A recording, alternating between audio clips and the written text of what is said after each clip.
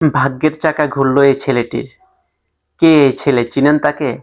তাহলে শুনুন এই ছেলের পরিচয়, কিভাবে তার ভাগ্যের চাকা ঘুরলো, কিভাবে তার তাকদির পরিবর্তন হলো। এই ছেলেটি একজন ট্রাক ড্রাইভারের হেল্পার, ট্রাকের হেল্পার হিসেবে সে চাকরিরত আছে। সে অবস্থায় সে একদিন চা পান করতেছিল রাস্তার পাশে। ট্রাক যাওয়ার পথে মাঝখানে যাত্রা বিরতি দিয়েছে। তো ইতিমধ্যে তাকে সবাই চিনেন, যে সে খুব, তার যে হাসি, সে হাসি বর্তমানে ফেসবুক ইউটিউবে যে ট্রোল হয়, ফানি ভিডিও, যত ধরনের ভিডিও আছে সেই ভিডিওর সাথে তার হাসিটা কিন্তু আছে। এবং সে এমন হাসি দিয়েছে যে হাসিতে সবাই বিনোদন নেয়, সবাই আনন্দ পায় তার হাসিটাকে। আসি মূল কথায়। তো সে হলো মূলত একজন ট্রাক হেল্পার। এক পথে যাত্রার সময় যাত্রা বিরতিতে তার যে ড্রাইভার, সে ড্রাইভার তাকে চা খাওয়াচ্ছিল।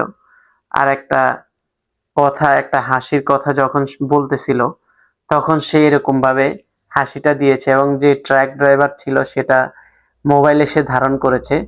সে মোবাইলে ভিডিওটা আবার সোশ্যাল মিডিয়াতে ছাড়ছে। ছাড়ার পরে তার এই হাসিটা বাংলাদেশ এবং ইন্ডিয়া ব্যাপকভাবে ভাইরাল হয়েছে।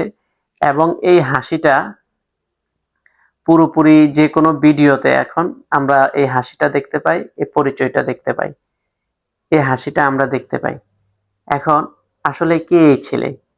এই ছেলেটি মূলত ট্রাকের হেল্পার ছিল। কিভাবে তার ভাগ্য পরিবর্তন হলো শুনেন। সে যখন এরকম ভাইরাল হলো, সে কিন্তু পড়াশোনা করতো না, সে ট্রাকের হেল্পারি করেই কিন্তু জীবিকা নির্বাহ করত। এক পর্যায়ে ভাইরাল হতে হতে হতে হতে হতে হতে এটা ইন্ডিয়ার রাজ্য সরকারের নজরে আসলো। এই ছেলেটির বাড়ি মূলত ইন্ডিয়াতে, সে বাংলাদেশি কোনো ছেলে না। সে ইন্ডিয়াতে রাজ্য সরকারের যখন নজরে আসলো, তখন রাজ্য সরকার খোঁজ খবর নেওয়া শুরু করলো যে ছেলেটির বাড়ি কোথায়, সে মূলত কি করে, এখন কিভাবে আছে, কিভাবে তার জীবন অতিবাহিত হচ্ছে।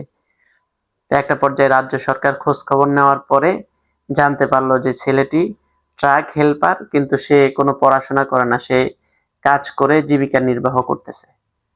তো এক পর্যায়ে রাজ্য সরকার সকল প্রসেস করে এই ছেলেটির পড়াশোনার দায়িত্ব নিল।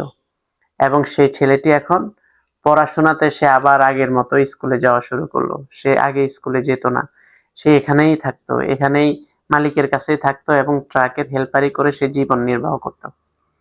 তো এখন সে তো ভালো একটা জায়গায় পৌঁছেছে, রাজ্য সরকার তার দিকে নজর দিয়েছে, তাহলে মালিকের কি হলো? কিন্তু সে মালিককে ভুলে যায়নি। এখনো সে মালিকের সাথে যোগাযোগ রাখছে এবং মালিকের সাথে দেখা করতেছে, মালিকের সাথে কথা বলতেছে।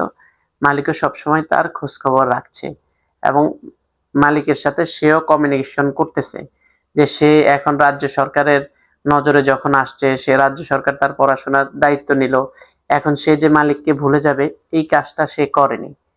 তার মালিক যেমন তার মালিকের একটা ভিডিওর মাধ্যমে সে ভাইরাল হয়েছে, তার মালিকও কিন্তু এখন তার খোঁজ খবর নিচ্ছে এবং সেও কিন্তু তার মালিকের খোঁজ খবর নিচ্ছে।